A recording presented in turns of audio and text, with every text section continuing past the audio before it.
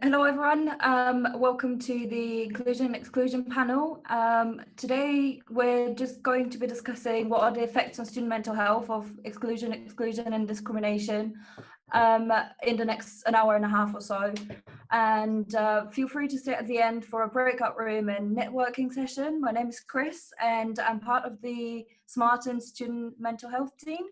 And I hope you find this useful, and I'm going to pass over to our facilitator today, Seeta Bhardwa. Thank you, Kris. Hi, everybody, and welcome to this panel at the SMaRteN Network conference. As Kris mentioned, we're going to be talking about inclusion, exclusion, and diversity, and I think we've got a really great panel of people here to talk about that, and hopefully you'll all enjoy the discussion.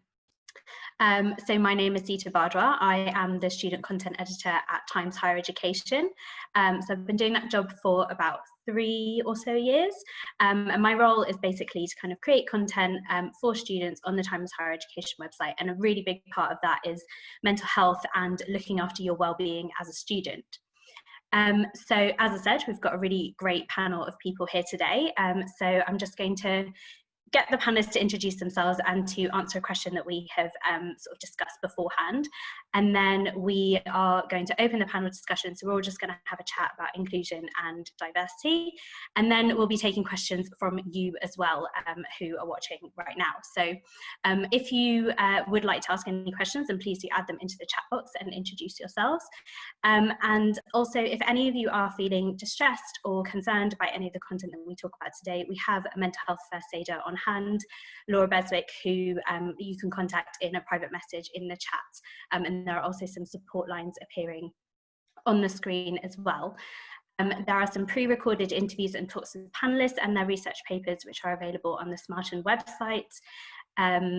And if you are tweeting about this, which please do, we'd love for you to tweet about anything that you hear during this session or any other session that you're watching today, then please use the hashtag SMaRteNconf, which is spelled SMARTENCONF.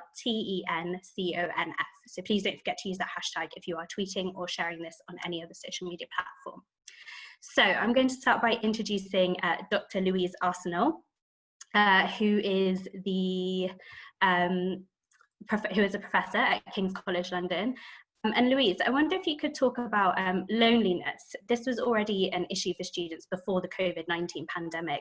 But I wonder if there's any initial research findings to suggest what the impact of the past several months have been for student loneliness. Yeah, thank you. Thank you so much for inviting me to be here. It's a great pleasure. So we did some research on loneliness in young people in the past. So I am especially interested in that topic. And of course, it became so much of a big issue during the pandemic, where most of the people had to kind of self-isolate or stay at home and avoid kind of social contact.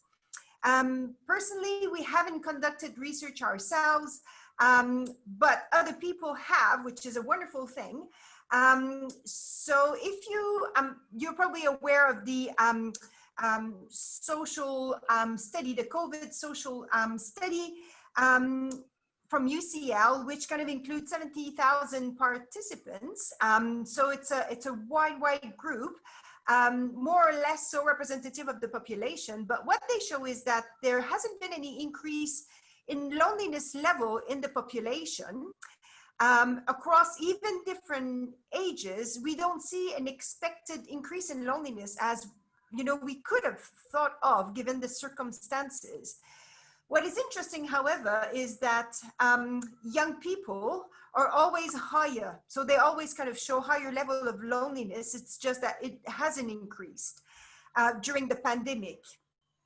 So there are kind of interesting factors to consider, I think. First of all is that while we were physically asked to stay at home and avoid social contact, I think that there has been lots of initiatives that kind of developed to make sure that people didn't feel lonely, even though we were physically separated. So that may have helped quite a few people to cope with the situation, knowing that lots of people were experiencing the same thing, that people tried to reach out on social media or different ways.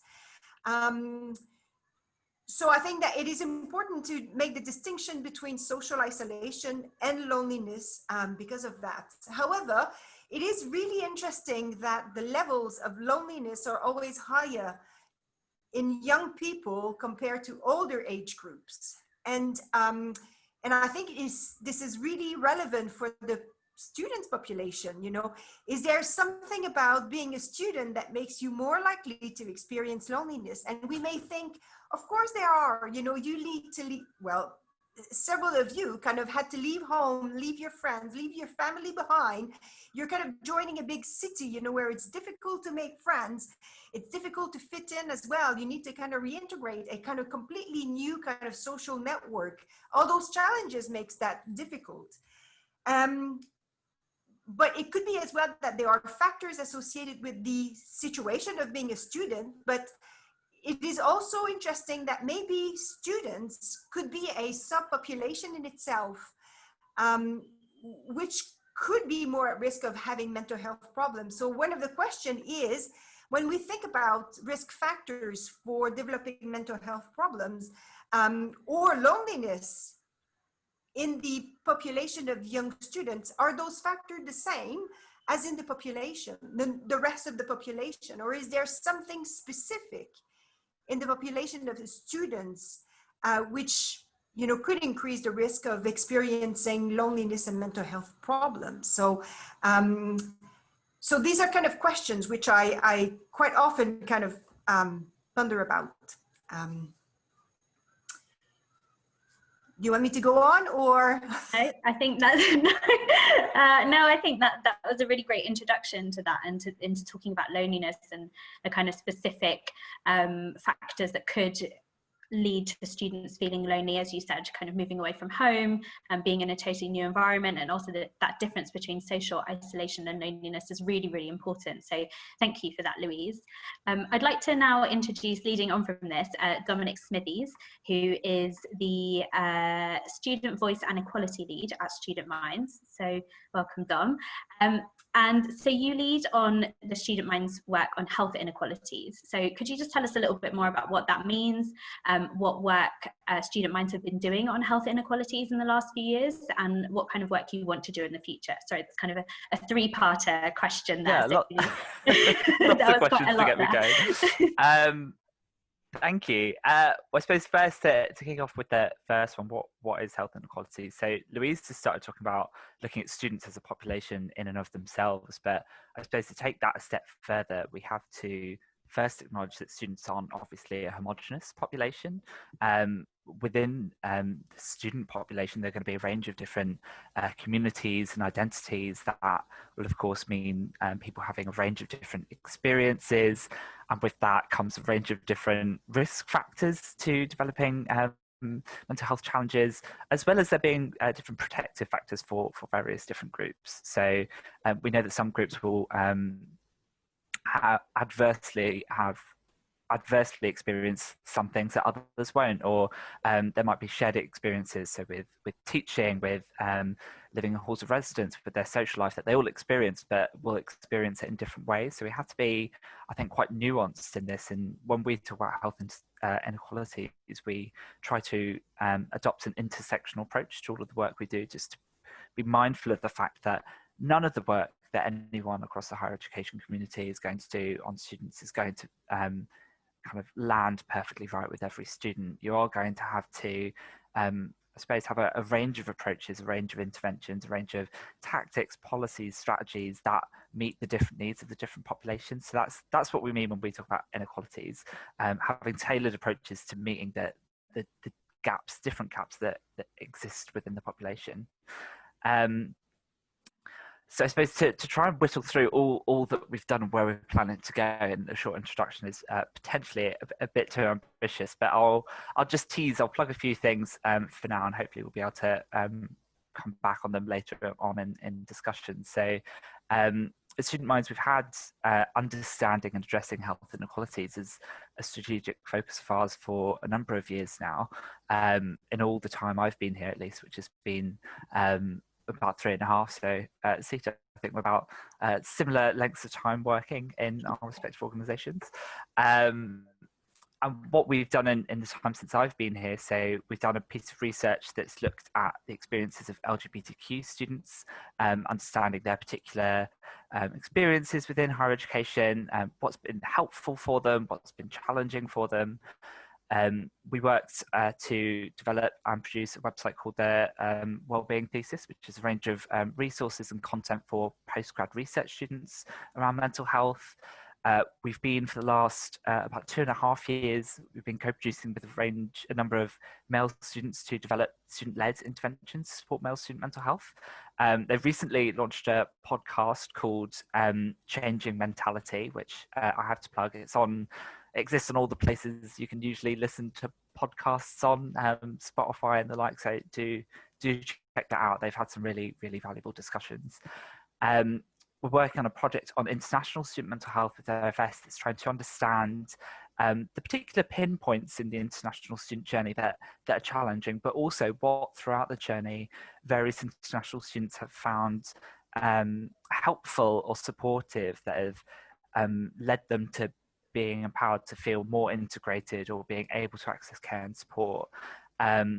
And we're hoping to produce some best practice guidance and a toolkit for the sector in the coming years. And then 2 big sector-wide programs that we've been leading on, so the University Mental Health Charter being one of them, which one of my colleagues I think will be talking about in a session tomorrow. One of the core components within that is around encouraging universities to be taking intersectional approaches to their work, making sure they're embedding tackling health inequalities into their strategies around mental health. So that's one really core part, making sure that it's not just a range of small targeted interventions, but that it's also strategic across the sector. And we've also been working with our student union partners as well through our student union programme. And I think I just have to flag and celebrate. I think student unions have a really long and proud history of actually doing great work and leading in a range of areas in liberation. That has to be commended. And they are a great group to work with because they're always keen and looking for areas they can continue to develop and grow and do even more to be supporting students from minority, marginalised and seldom heard communities. So having discussions with them about where we can go in the future has been really great. I think I've waffled on for quite enough, so I'll try and stop there, but hopefully I've teased enough things to come back to later.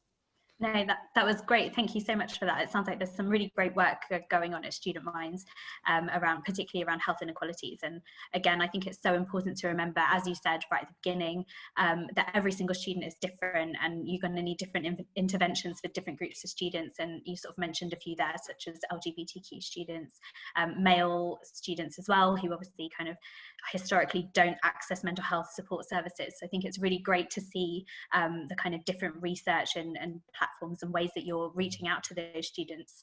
So just before I introduce the next panelists to kind of talk through their work, we are going to do a little poll with everybody who's watching.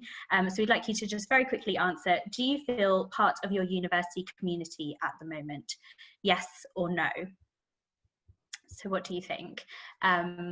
It's obviously been a very kind of strange year in terms of being in touch with people and keeping in touch with people. So we'd just be really interested to see if that has impacted in the way that you have felt in terms of your university community or not.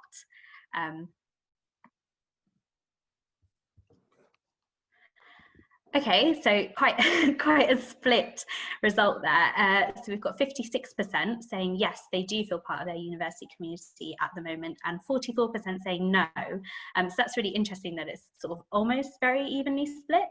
But yeah, it'd be interesting to kind of see your comments, if you could maybe add them to the chat box and talk a little bit about why maybe you are feeling part of your community or why you're perhaps not. So to move on to our next panelist, we've got Manny Madriaga, who is the senior lecturer at Sheffield Hallam University. Now, Manny, part of your research is again looking at sort of different student groups. So I wonder if you could talk about, in your experience, how universities can cater for the needs of the many different student groups that Dom has mentioned and we've talked about already, but sort of international students or BME students or disabled students, or all the different kind of student groups that make up a university student population. So if you could talk a little bit about that, that would be great.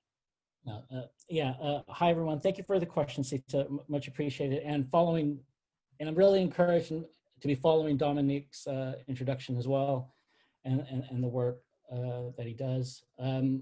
So I feel quite nice to be in this space. So in order to respond to your question, I see higher education as not a value neutral space. It is a space that's contested. It's structured by race, gender, class. And I guess it's through this lens and how I have viewed, for instance, the work I've done recently on race inequalities and degree outcomes. The way I have viewed it is through that lens of knowing that higher education is not neutral.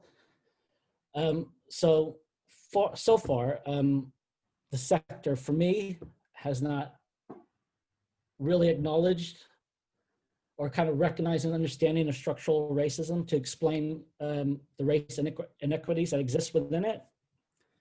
And for me to do so, in my view, will be a positive step in achieving some sense of belonging for a lot of the students who are marginalized, some sense of belonging for those whose voices are not heard, some sense of inclusion for the benefit of all students, to recognize how higher education is structured that can actually cause a lot of harm that's being perpetuated. So for me, the sector should be free from ableism, should be free from white supremacy, should be free from elitism that causes these kind of harms that and symbolic violence that occurs within not just university classrooms, but throughout the education within this country. And acknowledging that, I guess is what I cling on to hope, is to recognize it, but also to address it as well. Hopefully I came across, now hopefully I'm making sense, but if anyone has any questions or issues, obviously we have the chat and you can hit me up. Thanks, Seeta. Great, thank you, Manny. That's really interesting and some really important points to consider. So I'd now like to introduce Chloe Casey, who is a PhD student and postgraduate researcher in health and social sciences. So Chloe, your research focuses exclusively on postgrad students, who we know are a very distinct group who might struggle to get a sense of belonging. What initiatives have you carried out to promote a sense of inclusiveness for postgrad students? Hi everyone, but yeah, you're right, Seeta, when it comes to postgraduate researchers, or PGRs as I'll call them, a lot of research focuses on loneliness and belonging at university. Because unlike undergraduate and postgraduate taught students, they don't really belong to a part of a cohort or attend lessons together. PGRs often work alone, and therefore they don't have the same access to peer support or a sort of student community. So one study recently actually suggested that a third of PGRs didn't feel a part of an academic community at all. And that's quite concerning, because their sort of identities as emerging researchers are sort of formed by those peer interactions and feeling a part of a group. And they often do have this sort of confused role identity between students and academics. So when I started my research at Bournemouth University, which was funded by the doctoral college there, I soon realised there's lots of parallels with what the students there were feeling in comparison to existing findings. And those that had that more social and emotional support from peers and wider networks at the university seemed to be, enjoying the PGR journey more and getting on better. And it was also clear that that support really needed to come from people who were experiencing the same thing as them. So peer support seemed like a real obvious mechanism for change. So from this, I co-produced with PGRs a range of sort of initiatives to trial, and they were all based on peer support. So these included virtual wellbeing workshops, such as mindfulness sessions, planning your PGR journey, and mentoring. And I also created a sort of area on their virtual learning environment, which was peer-led, where they could have discussions with others. And I recorded a sort of range of video blogs with other PGRs, just so they could sort of recognise some faces and hear about other people's experiences and the challenges, especially during COVID when they weren't meeting each other face to face. And obviously these ideas are still in their infancy and they need to be trialled on a sort of larger group to see if there's any measurable benefits. But I think the real strength was that they were designed and facilitated by PGRs, and this really enhanced their relevance. But the limitation with peer-led initiatives such as those is keeping them alive, because the current cohort of PGRs might be really great at fostering this sort of peer community, but once they graduate and move on, the longevity really needs to be considered by doctoral college just to see if they want to embed those ideas going forward. But in summary, I think it's absolutely great that my university funded this research, and I know a lot of people are looking at similar things, and I see some familiar names here, like Amy and Yelena, that are looking at PGRs. So that's really great because they can often be overlooked, and there's this assumption that what works for undergraduates will also work for them. So it's really important that universities and research just keep focusing on their specific needs and increasing their sense of belonging. Thank you, Chloe. Yeah, I think that is so important to kind of make the distinction between postgraduate students and undergraduate students, as they'll face very different and specific needs between the two different groups. And as you said, I think that peer-to-peer support is so important, and it can really help somebody just to know that somebody else is going through similar things that they are. So thank you for that. So to introduce the next panellist, we've got Anna Mountford-Zinders, who is Senior Lecturer in Education at the University of Exeter.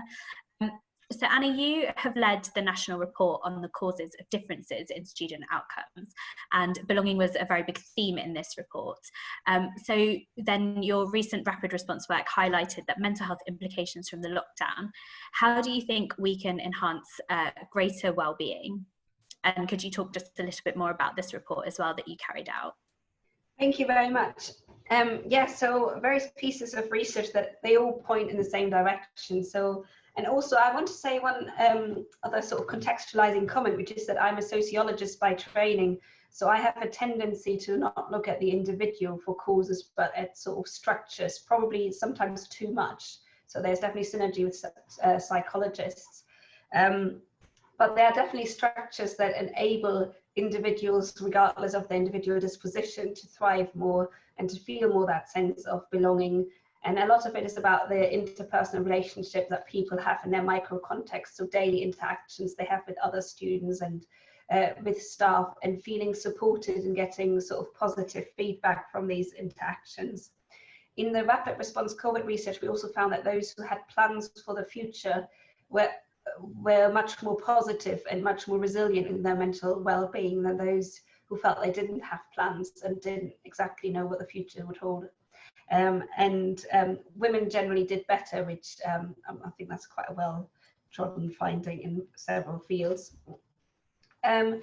One thing of the things we have done in terms of interventions, which actually started not designed as an intervention but as a research project, but something we did with undergraduates was sort of creating a community of practice and shared sense of belonging by actually having them do something like an action research project. And as a sort of accidental finding from that project, we found that that created a shared sense of belonging that is quite difficult to sort of, I mean, it was quite a deep intervention because it was really intense. It was over 10 weeks. We did weekly workshops with them. And as I say, it wasn't intended to be that a well-being project, but it turned out that people told us at the end that finally they could make sense of their university experience. Finally, they could make sense of why they felt they didn't belong. And a lot of it had to do with, like, for example, social class, and Exeter is quite a relatively privileged university. So some of it had to do with feeling out of place in a place where you feel you don't belong because of your background and because you're less privileged, but just seeing that other people share that experience sort of turned it from a personal experience, which requires sort of personal counseling and cognitive behavioral therapy or what have you, to a group experience, and made it less personal and then easier to deal with for those particular students. So those are my thoughts. Thank you very much. Great, thank you so much, Anna. It sounds like some really interesting work going on there, so thank you for that. And last but not least, our final panellist, Kris, who is from the SMaRteN student research team and is at the University of Kent. I just wondered if you could kind of like bundle up your thoughts on everything that you've heard so far, if you could kind of talk about your experiences, you know, during the last few months, and also in terms of loneliness and, you know, inclusion and belonging, and you know, everything else that we've spoken about so far. Yeah, well, I started my student journey as being an international student, and that was really hard. So I had limited ability to speak English, really, and there weren't many other people that spoke my native language. So it was really hard to adapt at first. I felt lonely, I felt anxious to talk to people, I didn't want to invade anyone's space. And I think that's how a lot of people have felt during COVID. A lot of people, that's why I think we see why people don't turn on their cameras, they're a bit hesitant. It's just that kind of sense of judgment, stigma, and all around. It's just quite daunting. But as a student, I think the universities have done quite a lot to try and facilitate the current climate. And it's not easy. I don't think any student have found it easy, because we feel like we're also not getting enough out of everyone, out of everything right now. We feel like, well, I think I'm talking for most students here, but it's really difficult to adapt to just online learning when we're so used to having that in-person connection. But at the same time, having all those negatives to COVID and saying, you know, it's enhanced loneliness in young people. And I completely agree with Louise, who said that loneliness tends to be higher in younger people, just because we go through so many changes and so many, I've had to move 3 schools, for example, and then move to uni. That's really hard on us. But with COVID, it's become kind of at the same time easier to connect with people, and we're really lucky to have this ability to just click a button and have anyone in front of us at any time, and be able to do this here right now is just amazing. So while it has been very lonely at home, I have to say, it's made me realize how important it is to take time for myself and focus on myself. It's made me actually a bit more productive, because I have the time to structure, and I also commute to uni, so it saved me some financial resources as well. I don't have to spend on petrol, and my time has significantly reduced in commuting. So I think it's important to also look at that in a positive way, rather than just focus on the negative things.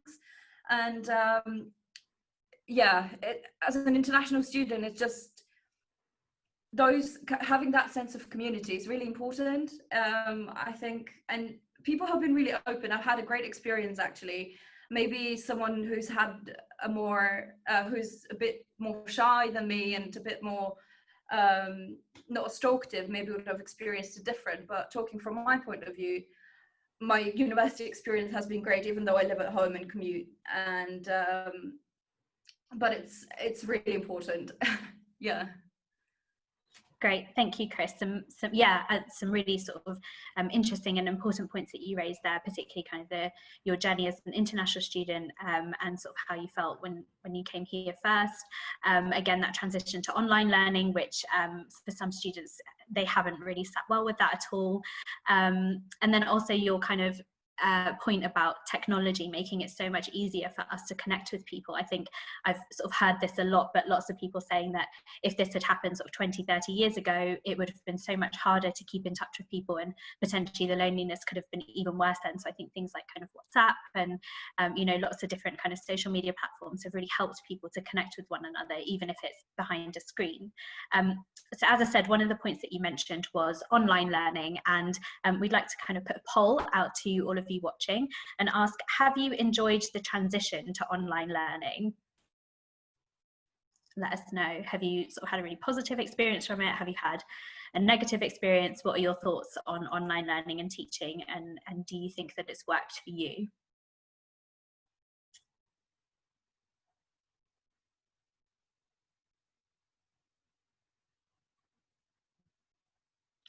Okay. Interesting. So 52% of people have said yes, and 48% of people have said no. So again, really kind of almost very evenly split, which is really interesting. So again, kind of pop some comments in the chat talking about, you know, why you have or haven't enjoyed online learning, and again, what your experiences have been on that. So just a quick thank you to the panelists for kind of answering those questions and getting the discussion going.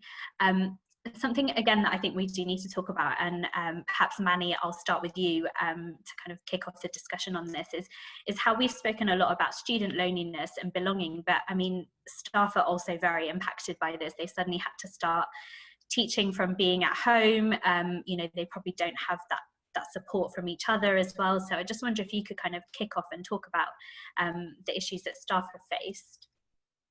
Yeah, like I'm part of, if it wasn't for the various WhatsApp groups with colleagues across the sector, I don't know where I'd be, yeah?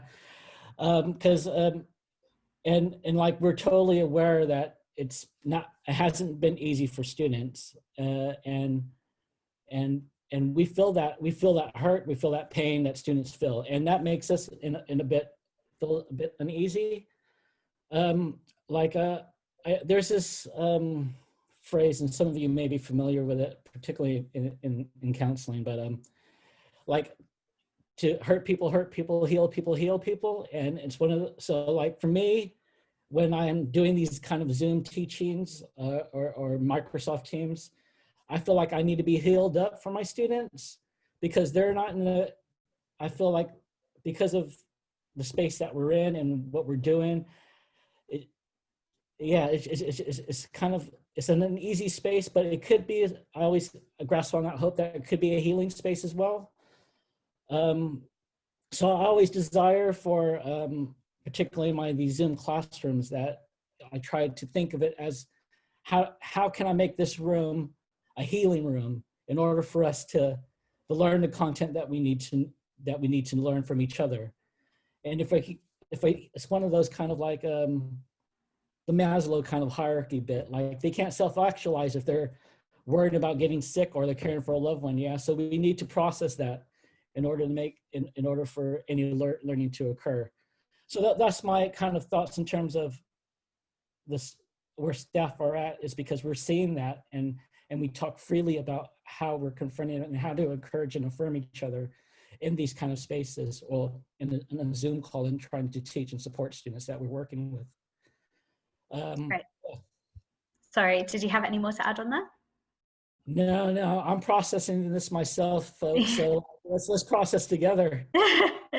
Yeah, this is still, I mean, this is, as you say, this is an ongoing process, and you know, this situation is still going to continue going for the foreseeable future. So I think it's very much a case of learning to adapt as we go, which is quite a challenge.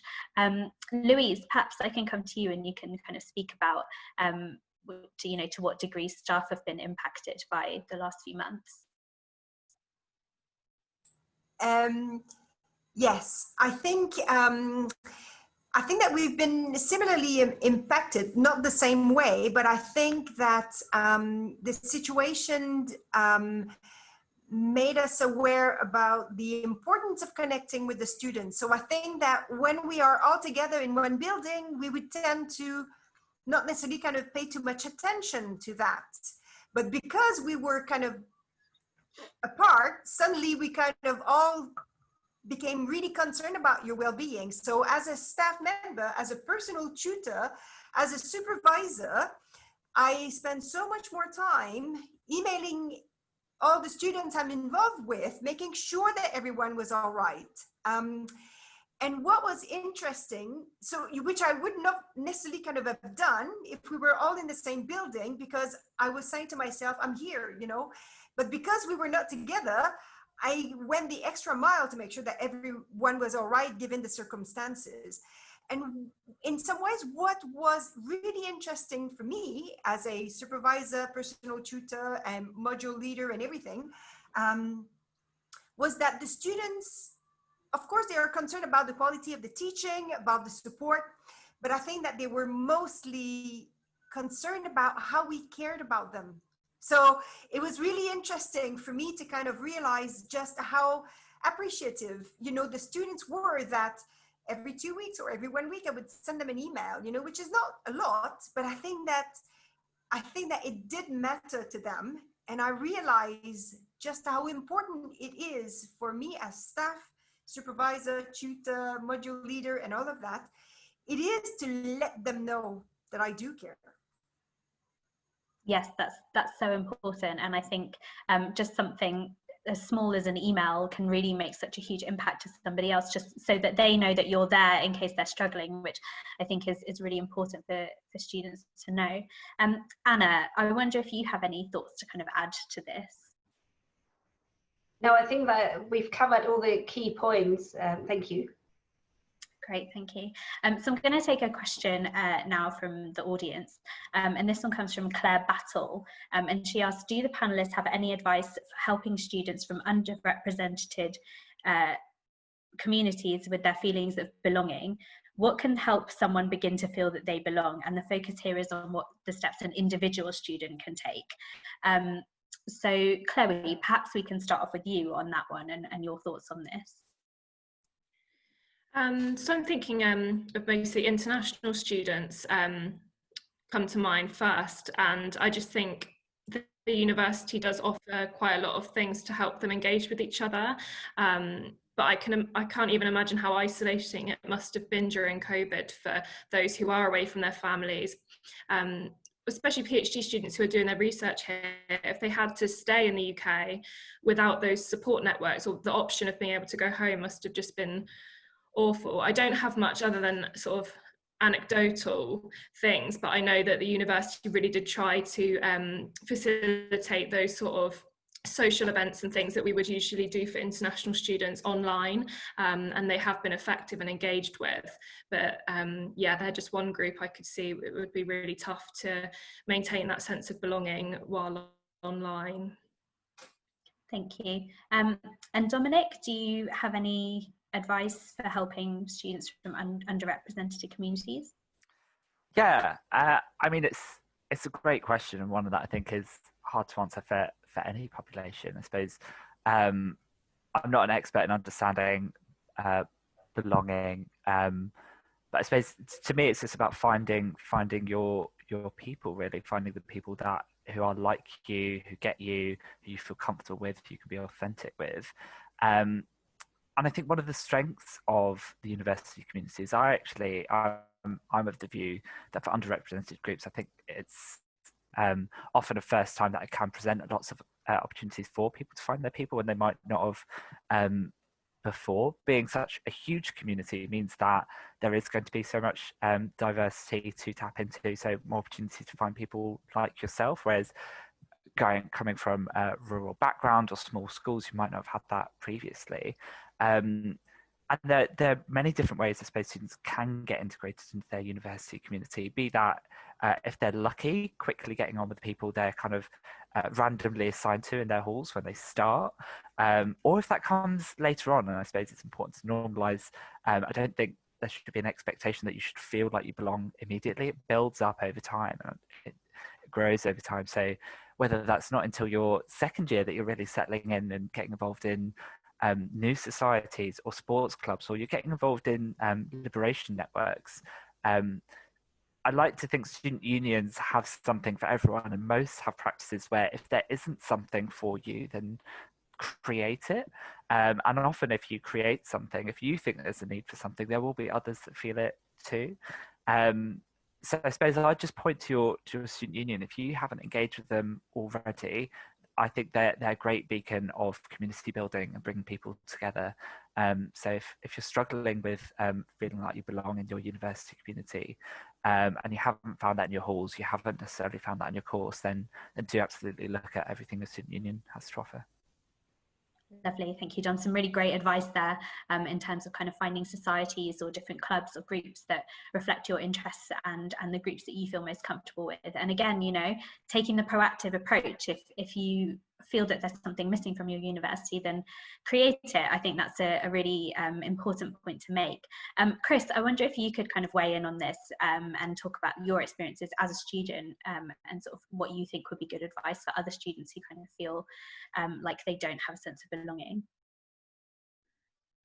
I agree with what Dom said, that it's kind of about finding your own people, but it's really difficult. So in my course, a lot of people I know have found friends through their course. In my course, there's only, I know of 3 people that do the exact same thing. So it's really difficult to do that. And I did live on campus the first year that I joined the university, and that was my main source of friends.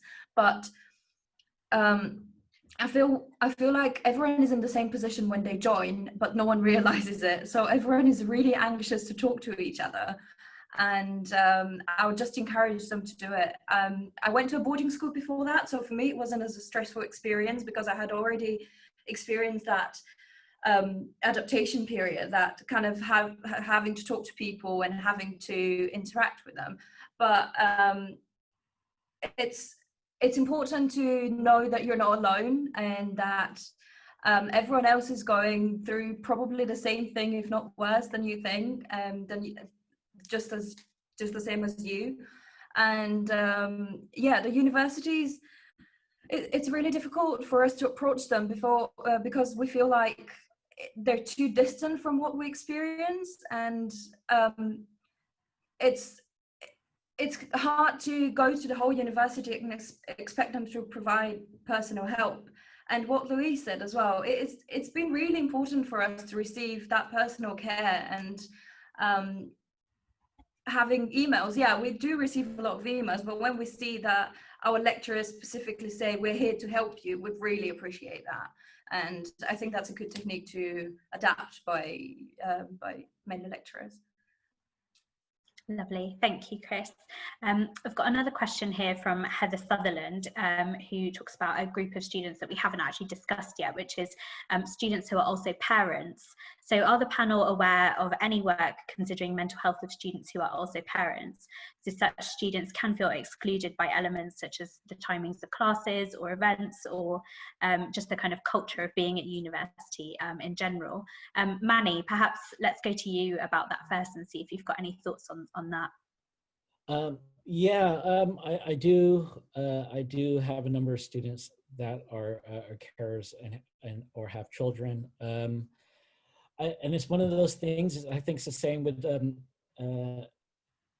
it's the same kind of a disclosure process with disabled students. In order to gain that support, a student has to disclose that they have children. And I guess it's one of the, and it's that as university staff, we don't necessarily know unless they disclose. And it's one of those things where I guess the university as a sector needs to have kind of a space where students are free enough and to actually share that information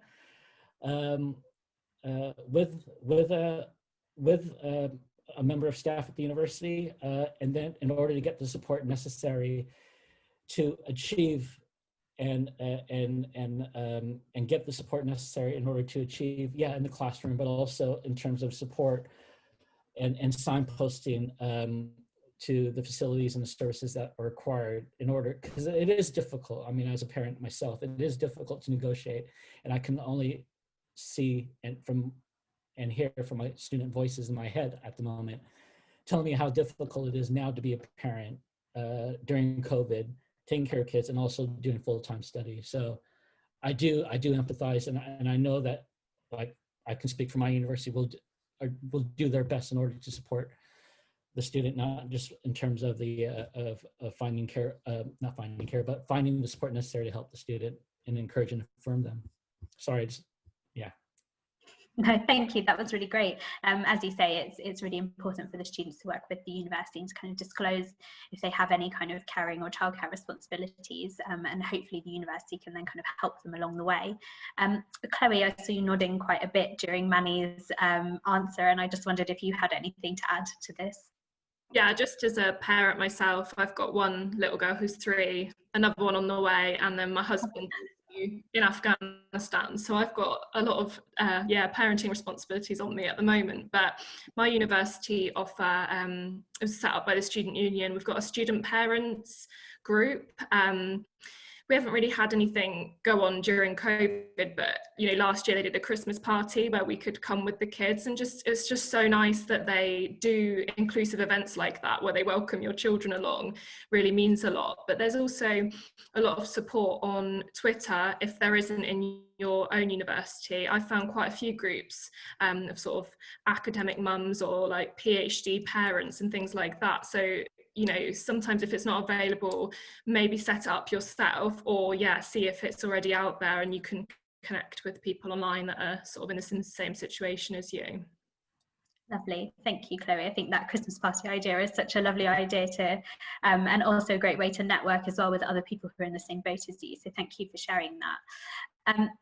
I wonder if we could kind of talk about, we have sort of touched on this a little bit earlier, but we have talked a bit about the kind of negative connotations of lockdown. So we've talked a lot about loneliness and exclusion, that lots of students have struggled with online learning. But I wonder if there's any kind of positive things that we can take from the last few months, and how we can ensure that those are kind of carried forward.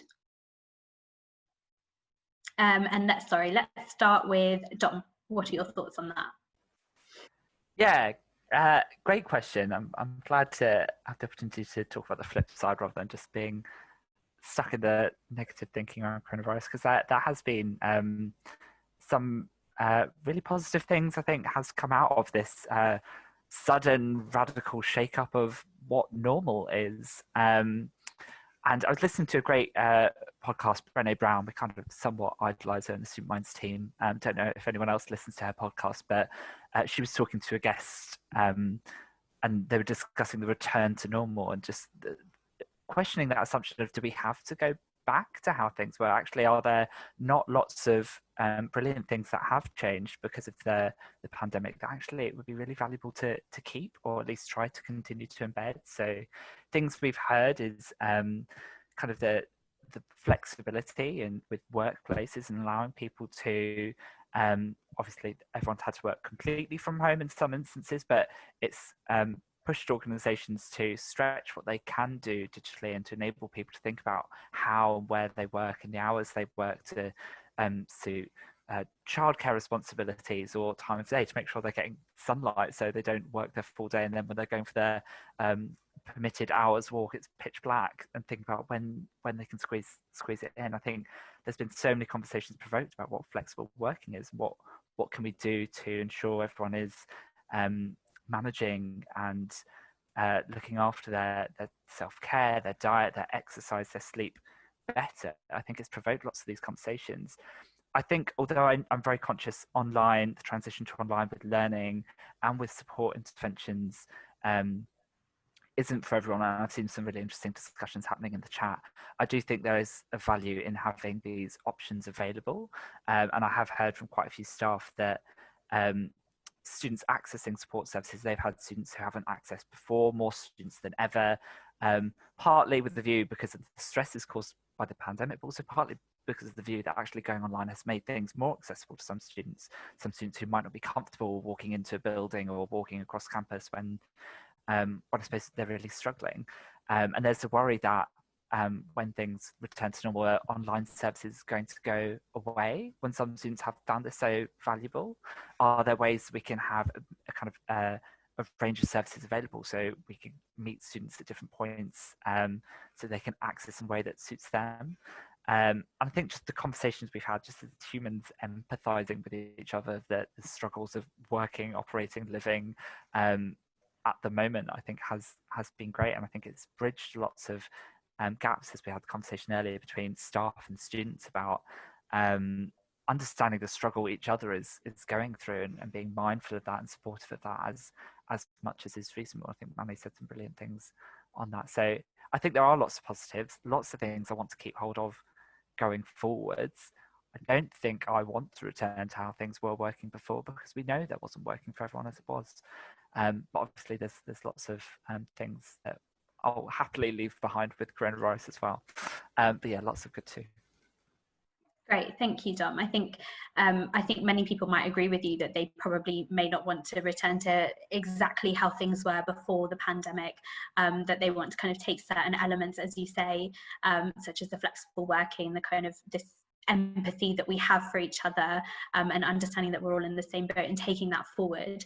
So yeah, some really great points there and some really positive things that we can and have learned this year. Chloe, what are your thoughts on the positive things that we can take forward from this year? Yeah, our university managed to sort of seamlessly transfer all of the development sessions and the training sessions for PGR students to online, and they were actually better attended than they ever have been, which is really great. So it does seem that that training being available online is actually a lot more convenient for a lot of people who work part-time or are parents, or, you know, a lot of people doing clinical PhDs where they're also like midwives, and then they have to fit in their training around that. And attending campus is often quite difficult, especially if you've got disparate campuses where you've got to travel between them too. But the social events haven't, you know, we've tried to do coffee mornings and things like that. They haven't been as well attended. So I think the learning and the training side, great, but the social side, it's still just not quite the same. Yeah, I think many people would agree with you on that, is that the socializing has just, doing it through a screen is just not quite the same as doing it in person, unfortunately. But at least we have the technology there to kind of connect us should we want to. Kris, what are your thoughts on this, on the positive things that we can take forward? I think I kind of touched on that in the beginning of kind of rushed things, but I think, yeah, having that ability to connect with people, I'm really hoping that people would carry that forward into real life, and when making conversation with people and making connections, I'm really hoping that it'll be easier to kind of approach people and know that everyone, it's a global thing that we are all going through, knowing that everyone has been there. We've also kind of got a new conversation starter. So I know it's not a very nice, positive thing to take away from 2020, but it is a positive thing. And yeah, technology is gonna keep improving, and like Dom said, things weren't working perfectly before. So the main thing that I think we should take forward is how to improve things in the future, adapting what we've learned this year, and kind of finding the balance between the two, which I know is really difficult and nothing works for everyone, but having a mixture of both to suit as many people as possible, as many students, would be, I think, the best solution.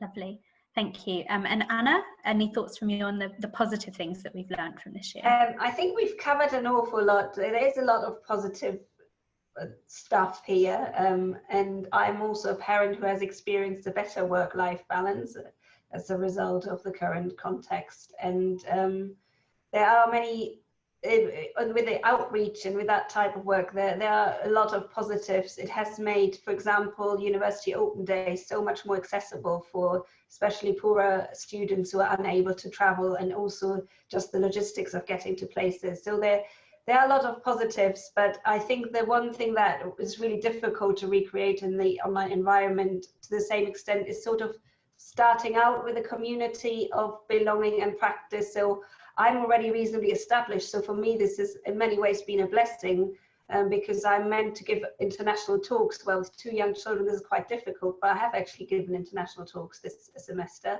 But I think it's really for professionals, for students, for anyone who's transitioning into a new context.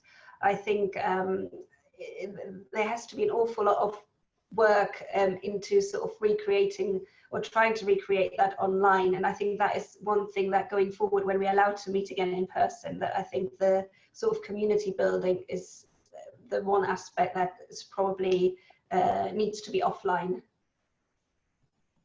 Great, thank you very much. And as you say, it's sort of been a lot easier for us to travel this year and do lots of things abroad, which we may not have been able to do in previous years. So thank you for that.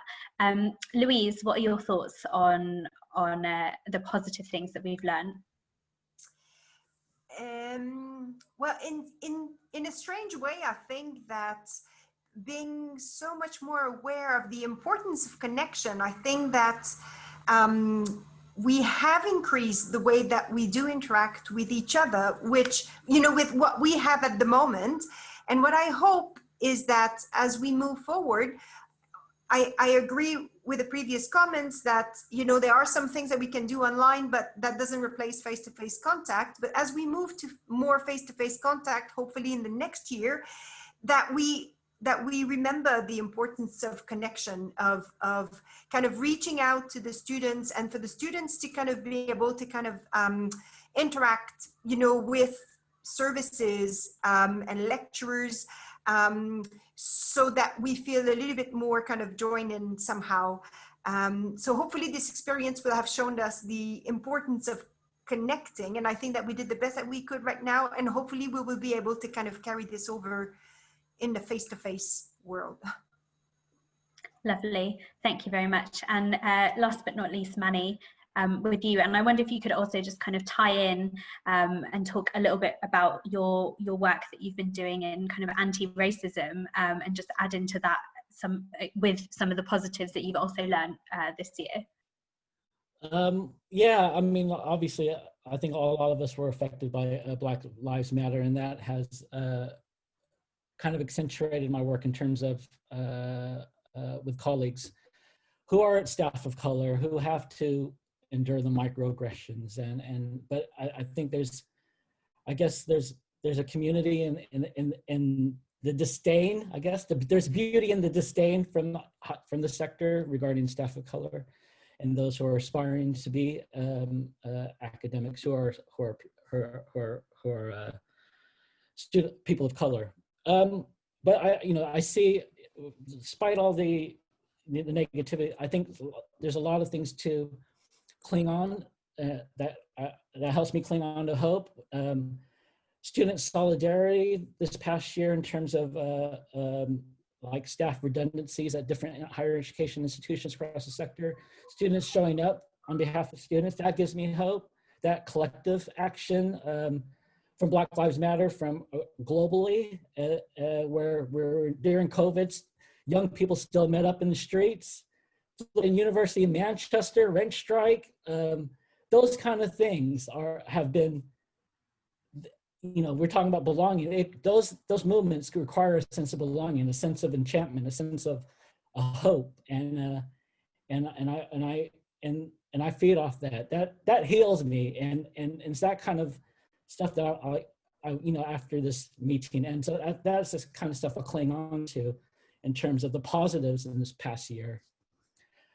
Hopefully I didn't go on a tangent a bit, but I think it was, I know you want to highlight my work, but I have written about some of the stuff that staff of color in this country have faced with some colleagues in the sector. But we write those pieces of work not to talk about our pain, but to grasp onto the hope. And hopefully a lot of the folks in here, I believe are clinging on to that, and hopefully I conveyed that in this space. Thank you so much, Manny. I think that was a really nice note for us to end on here. That this kind of notion of hope, that even though it has been an incredibly challenging year for so many different reasons, as you say, the Black Lives Matter movement throughout the year, the pandemic, just this massive shift in the way that so many people have had to live their lives. So thank you so much for that, and I hope you'll all agree that hope is and solidarity is something that we should definitely take moving forward.